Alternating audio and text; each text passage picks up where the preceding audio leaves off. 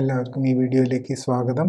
ഈ രണ്ടാം ഭാഗത്ത് ഉറക്കത്തിൻ്റെ സംബന്ധമായ അസുഖങ്ങൾക്ക് ഇപ്പോൾ ലഭ്യമായ മോഡേൺ മെഡിക്കൽ ട്രീറ്റ്മെൻറ്റ്സ് എന്തൊക്കെയാണെന്നുള്ളതാണ് നമ്മൾ ഡിസ്കസ് ചെയ്യുക.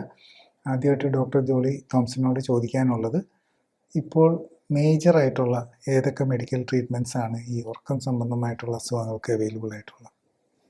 ഉറക്ക പ്രശ്നങ്ങൾക്കായിട്ട് നമ്മൾ ട്രീറ്റ്മെൻറ്റ് എടുക്കുമ്പം ഒന്ന് നമ്മൾ ഉറക്കം കൂടുതലാണോ അതോ കുറവാണോ എന്നുള്ളതാണ് നോക്കുന്നത്.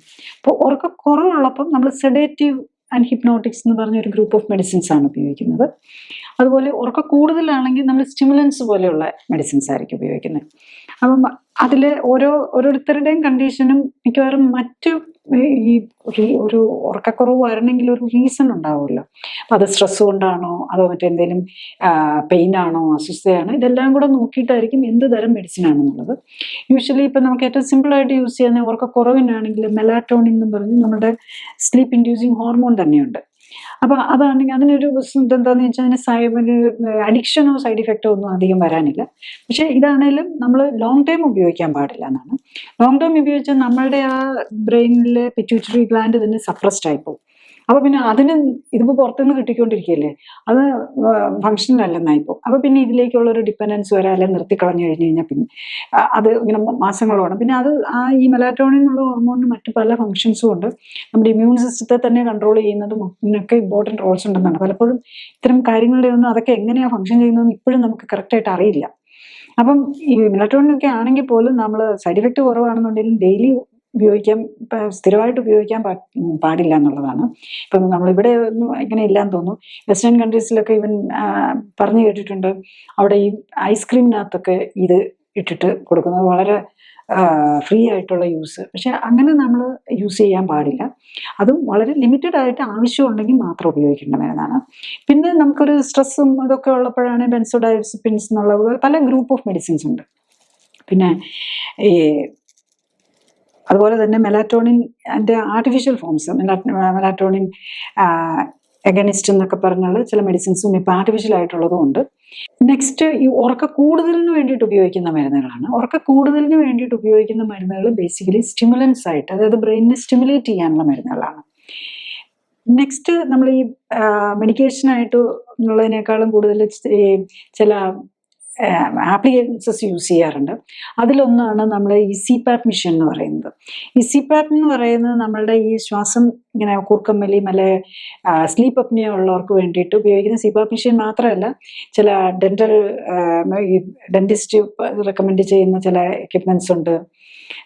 അതുപോലെ ഈ സിപാപ്പ് മെഷീൻ തന്നെയുണ്ട്. അപ്പോൾ അത് നമ്മുടെ എയർവേ ഓപ്പൺ ചെയ്ത് വെക്കാനായിട്ട് പോസിറ്റീവ് പ്രഷർ വെന്റിലേഷൻ, അതായത് നമ്മൾ അത് അടഞ്ഞു പോകാതെ പ്രഷറിൽ അത് തുറന്നു വെച്ച് ബ്രീത്തിങ് പോസിബിൾ ആക്കാനുള്ള മെഷീൻസിൻ്റെ സഹായത്തോടെ ബ്രീത്ത് ചെയ്യുക എന്നുള്ളതാണ് ഉറക്കത്തിൽ. ശരിക്കും ഈ മരുന്നുകളുടെ റോള് ഈ പറയുന്ന ട്രീറ്റ്മെൻറ്റിൽ എത്രമാത്രം പ്രസക്തമാണ്? ബിക്കോസ് ഇപ്പം പറഞ്ഞല്ലോ, ഈ ഉറക്കക്കുറവിനുള്ളതുകൊണ്ട് ഉറക്കം കിട്ടാനായിട്ടുള്ളതുണ്ട്. അപ്പം അങ്ങനെ വരുമ്പോൾ ഇതിന് കൊടുക്കുന്ന മരുന്നുകൾ ശരിക്കും പറഞ്ഞാൽ എത്ര നാൾ കഴിക്കണം, അല്ലെങ്കിൽ അങ്ങനെ എന്തെങ്കിലും ഉണ്ടോ ഇതിന്? ബേസിക്കലി ഇതിന് വേണ്ടിയിട്ട് നമ്മൾ, അതായത് ഡയറക്റ്റ്ലി ആ സ്ലീപ്പിൻ്റെ കുറവോ കൂടുതലോ അതിനു വേണ്ടിയിട്ട് തരുന്ന സിംറ്റമാറ്റിക് മെഷേഴ്സ് ആണല്ലോ. അതായത് ഉറക്കക്കുറവെന്നുള്ള സിംറ്റത്തിന് ട്രീറ്റ് ചെയ്യുക, അല്ലെങ്കിൽ ഉറക്ക കൂടുതൽ എന്നുള്ള സിംറ്റത്തിനെ ട്രീറ്റ് ചെയ്യുക. അപ്പം അതിൽ നമ്മൾ എടുക്കുന്ന മരുന്നുകൾ നമുക്ക് ഷോർട്ട് ടൈമേ ഉപയോഗിക്കാൻ പാടുള്ളൂ എന്നുള്ളതാണ് കഴിയുന്നത്. കാരണം അല്ലെങ്കിൽ ലോങ് ടൈം ഉപയോഗിച്ച് കഴിഞ്ഞാൽ ഒന്നും അത് കഴിച്ചാലും പിന്നെ ഇഫക്റ്റ് ഇല്ല എന്നായി പോകും. കുറച്ച് ദിവസം കഴിയുമ്പോൾ കഴിച്ചിട്ടും കാര്യമില്ല എന്നുള്ളത്. പിന്നെ മരുന്ന് കഴിച്ചാലും ഉറക്കമില്ല, മരുന്ന് കഴിയണമുണ്ട്. പിന്നെ വേറൊരു ഗ്രൂപ്പിൽ എന്താണെന്ന് വെച്ച് കഴിഞ്ഞാൽ പിന്നെ അത് മരുന്ന് കഴിക്കാതെ കുറച്ച് ദിവസം കുറേ നാൾ കൂടുതൽ എടുത്തു കഴിഞ്ഞിട്ട് പിന്നെ നിർത്തി കഴിഞ്ഞ് കഴിഞ്ഞാൽ പിന്നെ ഉറക്കം കിട്ടാതാവും, ഉറക്കം ഇല്ലാതാവും. ആ മരുന്നിനോടുള്ള ഡിപ്പെൻഡൻസി ഡെവലപ്പ് ചെയ്യും. ഒന്ന് ഡിപ്പെൻഡൻസി, പിന്നെ ഡോസ് കൂട്ടിക്കൊണ്ടേ ഇരിക്കേണ്ടി വരും. അപ്പം ഇത് രണ്ടും ഒഴിവാക്കാനായിട്ടാണ് നമ്മൾ ഈ ഉറക്കക്കുറവ് ഉണ്ടാക്കാൻ കാരണം എന്താണെന്ന് കണ്ടുപിടിച്ച് അതിനെയാണ് ഒരു ഷോർട്ട് ടൈം ആയിട്ട് ഉപയോഗിക്കുക. പ്രത്യേകിച്ച് ഒരു സ്ട്രെസ് ലെവൽ വന്നു, അപ്പോൾ 1-2 ദിവസമോ ഈവൻ 1 or 2 weeks അത് കവിഞ്ഞ് നമ്മൾ ഉപയോഗിക്കാൻ പോകാതിരിക്കുക. പിന്നെ ഏത് മരുന്നാണ് ഉപയോഗിക്കുന്നതിനനുസരിച്ചും കൂടെ ഇരിക്കും. ഇപ്പം അഡിക്ഷൻ ഫോർമേഷൻ ഇല്ലാത്ത മരുന്നാണെങ്കിൽ നമുക്ക് കുറച്ചും കൂടെയൊക്കെ ലോങ് ടൈം ആയിട്ട് ഉപയോഗിക്കാം. പക്ഷേ അഡിക്ഷൻ ഫോർമേഷൻ ഇല്ലാത്തതും സൈഡ് ഇഫക്റ്റ് ഇല്ലാത്ത ഒരു മരുന്നും ഇല്ല എന്നുള്ളത് നമ്മൾ മനസ്സിലാക്കണം. ഒരു സൈഡ് ഇഫക്റ്റും ഇല്ലാത്ത ഒരു മരുന്നും ഇല്ല. ഈവൻ മെലാറ്റോണിൻ എന്ന് പറയുന്ന ഹോർമോൺ ആണെങ്കിൽ പോലും അതിൻ്റെതായ സൈഡ് എഫക്റ്റിലേക്ക് നമുക്ക് പോകാം. അപ്പോൾ അതുകൊണ്ടൊന്നും അതൊക്കെ മാക്സിമം 2 or 3 months വരെയാണ് ഇത് ഉപയോഗിക്കുന്നത്. അത് കവിഞ്ഞിട്ട് പിന്നെ അത് ഉപയോഗിക്കാൻ പാടില്ല എന്നുള്ളതാണ്. അപ്പം അത് ഫൈനലി നമ്മൾ നോക്കേണ്ടത് എന്താണ്, ഇതിന്റെ റീസൺ കണ്ടുപിടിച്ച് അതിൽ നിന്ന് ഓവർകം ചെയ്യാൻ നോക്കുക എന്നുള്ളതാണ്. സാധാരണ ഈ ഉറക്കം സംബന്ധമായിട്ടുള്ള അസുഖങ്ങൾ ഉണ്ടെങ്കിൽ പലപ്പോഴും പലർക്കും ഒരു ഫിയറാണ്, അത് ഈ സൈക്യാട്രിക് ആയിട്ടുള്ള എന്തെങ്കിലും ബന്ധമുള്ള കാര്യമാണോ, എന്താ വെച്ചാൽ ഇതുമായിട്ട് ഇങ്ങനെ ഡിപ്രഷനും വറിയും ആങ്സൈറ്റിയും എല്ലാം കൂടെ കിടന്ന് മിക്സ് ആവുന്നതുകൊണ്ട് അപ്പോൾ അത് ട്രീറ്റ് ചെയ്യാനും അവർക്ക് മടിയായിരിക്കും. എന്താ കാര്യം വെച്ചാൽ അതൊരു സൈക്യാട്രിക് ഓറിയൻറ്റഡ് ട്രീറ്റ്മെൻറ്റ് വേണ്ടി വരുമോ എന്നൊക്കെ ചിന്തിച്ച്. അപ്പം അങ്ങനെ ഉള്ളതുകൊണ്ട് എന്തൊക്കെയാണ് സാധാരണ ഈ പേഷ്യൻസ് മനസ്സിലാക്കേണ്ടത് അവരുടെ ട്രീറ്റ്മെൻറ്റിനെ പറ്റി, ഒരു ഡോക്ടറിനെ കാണുന്നതിനെ പറ്റി? എൻ്റെ എക്സ്പീരിയൻസിൽ നിന്ന് ഞാൻ പറയാം. ഇപ്പം സാധാരണ നമ്മളൊരു പേഷ്യൻ്റ് വരുമ്പം ഇപ്പം നമ്മൾ ഒരാൾക്ക് ഒരു രോഗമൊന്നും ആയിരിക്കില്ല. ഞാൻ കാണുന്ന ഇപ്പം ഞാൻ ചെയ്യുന്നത് ക്ലിനിക്കലി സപ്പോർട്ടഡ് ലൈഫ് സ്റ്റൈൽ കറക്ഷനാണ്. അപ്പോൾ അതിൽ വരുന്ന പേഷ്യൻസ് മിക്കവാറും പേരും പലതരം രോഗങ്ങളുണ്ടാവും. പലതരം ഡോക്ടേഴ്സിൻ്റെയും പല സ്പെഷ്യലിസ്റ്റിൻ്റെയും മരുന്ന് കഴിക്കുന്നുണ്ടാവും. ഇപ്പോൾ ഡയബറ്റീസ് ഉണ്ടാവും, ഡയബറ്റോളജിസ്റ്റിൻ്റെ മരുന്നുണ്ടാവും. ഹൈപ്പർ ടെൻഷനും ഹാർട്ട് ഡിസീസും ഉണ്ടാവും, അതിൻ്റെ ഹാർട്ടിൻ്റെ ഡോക്ടറുടെ ഉണ്ടാവും. ചിലരിൽ ഫിസിഷ്യൻ തന്നെയായിരിക്കും കൊടുക്കുന്നത്. പക്ഷെ കൂടുതൽ ഇത് ഹാർട്ടിൻ്റെ സ്റ്റെൻറ്റ് ഇട്ടിട്ടുണ്ടാവും, അല്ലെങ്കിൽ ബൈപ്പാസ് കഴിഞ്ഞവരൊക്കെ ആണെങ്കിൽ കാർഡിയോളജിസ്റ്റിൻ്റെ മരുന്നുണ്ടാവും, ഫിസിഷ്യൻ്റെ മരുന്നുണ്ടാവും, പിന്നെ അതിൻ്റെ കൂടെ ആർത്രൈറ്റിസ്, അങ്ങനെ മൾട്ടിപ്പിൾ പ്രോബ്ലംസ് ആയിരിക്കും ഉണ്ടാവുക.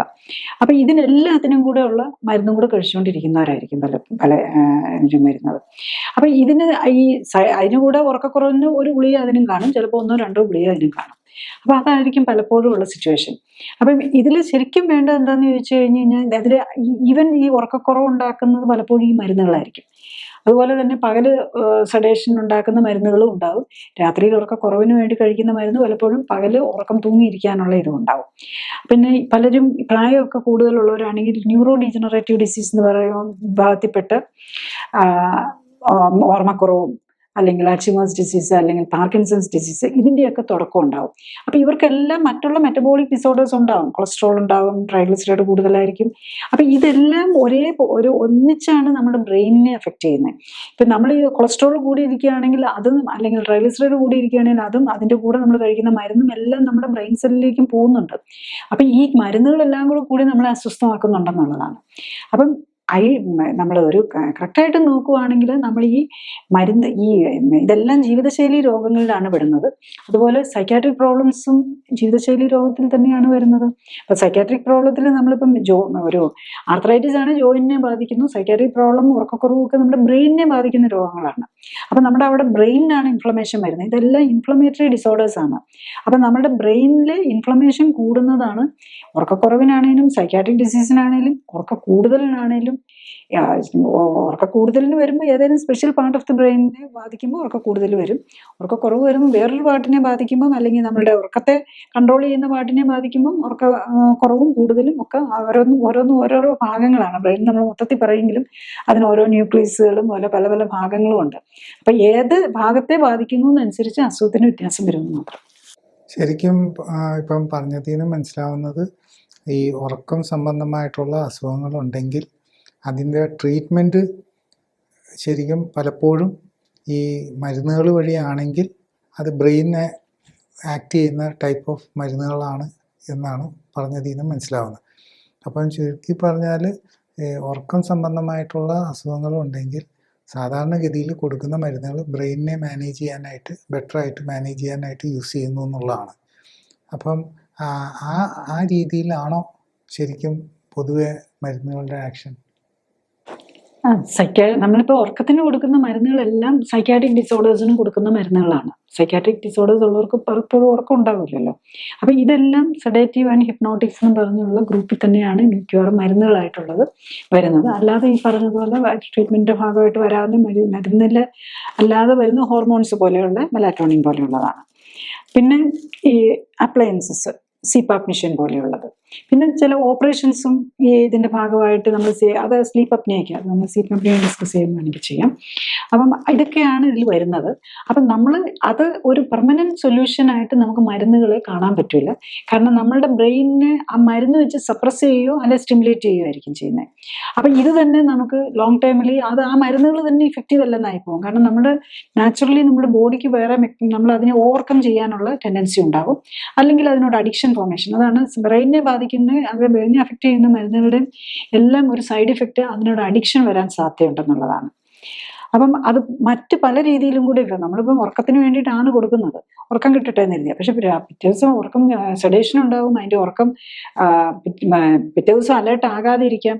ഈവൻ നമ്മൾ ഈ ബെൻസോഡാസെപിൻസ് ഗ്രൂപ്പിലുള്ള മരുന്നുകളുടെ ഒരു എപ്പോഴും സൈഡ് ഇഫക്റ്റ് ആയിട്ട് പറയും, നമ്മൾ ഈ മരുന്ന് കഴിക്കുന്നവർ ഡ്രൈവ് ചെയ്യരുത്, മെഷീനറി ഓപ്പറേറ്റ് ചെയ്യരുതെന്ന്. കാരണം അറിയാതെ ഉറങ്ങിപ്പോയി അപകടം ഉണ്ടാകാനുള്ള സാധ്യതയുണ്ട്.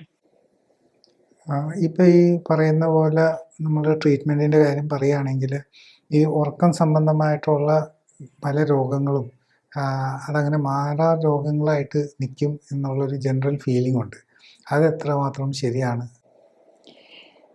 നമ്മൾ അതെങ്ങനെ നമ്മൾ അതിനെ അപ്രോച്ച് ചെയ്യുന്നതനുസരിച്ചാണ്. അപ്പം നമ്മൾ ഉറക്ക ഗുളിക വെച്ച് നമ്മൾ ഉറക്കം കറക്റ്റ് ചെയ്ത് നമുക്ക് ഒരു ഷോർട്ട് ടൈമിൽ വല്ലതും വന്നൊരു സ്ട്രെസ്സിൻ്റെ പേരിൽ വന്നല്ലാതെ നമ്മൾ ഈ ലോങ് ടൈം ഉറക്കക്കുറവുള്ളവർക്ക് ഉറക്കം ഗുളികകൾ ഇങ്ങനെ കഴിച്ചുകൊണ്ടിരിക്കാന്നല്ലാതെ അത് വെച്ചിട്ടൊരു പരിഹാരം കാണുന്നില്ല. അപ്പം എൻ്റെ എക്സ്പീരിയൻസ് പറഞ്ഞു കഴിഞ്ഞ് കഴിഞ്ഞാൽ നമ്മൾ ഈ സൈക്കാട്രിക് ഡിസോർഡേഴ്സ് ഉള്ളവർ, മറ്റു രോഗങ്ങളുള്ളവരും ഒക്കെ ഉറക്കക്കുറവും അതിന് വേണ്ടിയിട്ട് മരുന്നും എടുത്ത് വരാറുണ്ട്. അപ്പം പലരും ഉറക്കത്തിന് വേണ്ടിയിട്ട് മരുന്ന് കഴിച്ചുകൊണ്ടിരിക്കുന്നവരായിരിക്കും. അപ്പോൾ നമ്മൾ യൂഷ്വലി നമ്മൾ അതിൻ്റെ റൂട്ട് കോസ്, അപ്പം ഇങ്ങനെ ഈ ട്രീറ്റ്മെൻ്റ് ആയിട്ട് വരുന്നവർക്ക് അവർക്ക് ഉറക്കക്കുറവ് മാത്രം ആയിരിക്കില്ല. അവർക്ക് ഉറക്കക്കുറവിന് ഒരു കാരണം ഉണ്ടാകും. അവർക്ക് ഡയബറ്റീസ് ഉണ്ടാകും, ഹൈപ്പർ ടെൻഷൻ ഉണ്ടാകും, ഹാർട്ട് ഡിസീസ് ഉണ്ടാകും, അതിന് വേണ്ടിയിട്ടുള്ള മരുന്നെല്ലാം കഴിക്കുന്നുണ്ടാവും. ഇപ്പോൾ ഹാർട്ട് ഡിസീസിന് വേണ്ടിയിട്ട് നമ്മൾ ആസ്പിരിനും ക്ലോപ്പിഡോഗ്രലും ഒക്കെ കഴിച്ചിട്ടായിരിക്കും കിടക്കാൻ പോകുന്നത്. ആ മരുന്നെല്ലാം കൂടെ കുറേ ഒരു 5-8 മരുന്നും കഴിച്ച് കിടക്കാൻ പോകുന്ന ഒരാൾക്ക് ഉറങ്ങാൻ ബുദ്ധിമുട്ടായിരിക്കും. കാരണം എന്താണെന്ന് ചോദിച്ചു കഴിഞ്ഞാൽ ഈ മരുന്നെല്ലാം കിടക്കുകയാണല്ലോ. നമ്മൾ എന്തിനാ ഉറങ്ങാൻ പോകുമ്പോൾ നമുക്ക് റെസ്റ്റാണ് വേണ്ടത്. അവിടെ തന്നെ നമ്മളുടെ ഈ ഉള്ള കെമിക്കലുകൾ മുഴുവൻ നമ്മുടെ ഈ വയറിനകത്ത് കിടക്കുക. അപ്പോൾ അത് അസിഡിറ്റി ഉണ്ടാകും. അപ്പോൾ അസിഡിറ്റി വരുമ്പോൾ അത് റീക്രിജിറ്റേഷൻ വന്ന് തൊണ്ടയിലേക്ക് കയറി വന്ന് ചിലപ്പോൾ അത് ആസിഡ് റിഫ്ലക്സ് പോലെ വന്ന് ശ്വാസകോശത്തിലേക്ക് പോകാം. ഇതൊക്കെ അവരുടെ ഉറക്കത്തെ ബാധിക്കുന്നുണ്ടാകും. അപ്പം എൻ്റെ ഒരു ട്രീറ്റ്മെൻറ്റ് അപ്രോച്ച് നമ്മൾ ചെയ്യുന്നത് എന്താണെന്ന് ചോദിച്ചു കഴിഞ്ഞ് കഴിഞ്ഞാൽ ഈ നമ്മൾ ലൈഫ് സ്റ്റൈൽ ഇതിനെല്ലാം ലൈഫ് സ്റ്റൈൽ ഡിസീസ് ആയിട്ടാണ് വയ്ക്കുന്നത്. അപ്പം നമ്മുടെ ലൈഫ് സ്റ്റൈൽ കറക്റ്റ് ചെയ്യുക, അതായത് ഫുഡും എക്സസൈസും കറക്റ്റ് ചെയ്യുക. അപ്പം നമുക്ക് മിക്കവാറും നമ്മൾ ഈ 5, 6, 8, 10 ഇവൻ ഞാൻ 30 ഗുളിക വരെ ഒരു ദിവസം കഴിക്കുന്നവരെ കണ്ടിട്ടുണ്ട്. ഈ മരുന്നുകളെല്ലാം മിക്കവാറും ഇതിൻ്റെ മന്ത് തന്നെ കുറച്ചുകൊണ്ട് വരാൻ പറ്റും. അല്ല 1-2 മരുന്ന് പ്രത്യേകിച്ച് എന്തെങ്കിലും റീസൺ ഉണ്ടെങ്കിൽ ചിലപ്പോൾ കുറച്ച് ദിവസം കൂടെ തുടരേണ്ടി വരും. പക്ഷെ പേഷ്യൻ്റ് ലൈഫ് സ്റ്റൈൽ കറക്റ്റ് ചെയ്യാൻ വില്ലിങ് ആണെങ്കിൽ അത് നമ്മൾ അവരുടെ ഇഷ്ടം അനുസരിച്ച് ലൈഫ് സ്റ്റൈൽ കറക്റ്റ് ചെയ്താൽ പറ്റില്ല. നമ്മളുടെ പ്രത്യേക പ്രോട്ടോകോൾ അനുസരിച്ച് പറയുന്നത് പോലെ ചെയ്യുകയാണെങ്കിൽ ഈ മരുന്നുകളിൽ നിന്ന് എല്ലാം മാറി ഡയബറ്റീസും ഹൈപ്പർ ടെൻഷനും ഹാർട്ട് ഡിസീസിൻ്റെ എല്ലാ മരുന്നും മാറ്റി ഉറക്കക്കുറവിൻ്റെ മരുന്നും മാറി നമുക്ക് സുഖമായിട്ട് ഉറങ്ങാനും പറ്റും, മറ്റുള്ള മരുന്നിൽ നിന്നും മാറാൻ പറ്റും എന്നുള്ളതാണ് കാണാറുള്ളത്. ഈ ഭാഗത്ത് നമ്മൾ നോക്കിയത് ഇപ്പോൾ അവൈലബിൾ ആയിട്ടുള്ള മോഡേൺ മെഡിസിൻ ട്രീറ്റ്മെൻറ്റ്സ്, പിന്നെ പ്രത്യേകിച്ച് മരുന്നുകൾ, ഈ ഉറക്കത്തിൻ്റെ സംബന്ധമായ അസുഖങ്ങൾക്ക് മരുന്ന് കഴിക്കുന്നവർ എന്താണ് പ്രത്യേകം ശ്രദ്ധിക്കേണ്ടത് എന്നുള്ളതുമാണ്. അടുത്ത ഭാഗത്ത് നമ്മൾ കോമോർബിഡിറ്റീസ് ആൻഡ് കോംപ്ലിക്കേഷൻസ്, ഉറക്കം സംബന്ധമായിട്ടുള്ളത് ആണ് നോക്കുന്നത്. നന്ദി.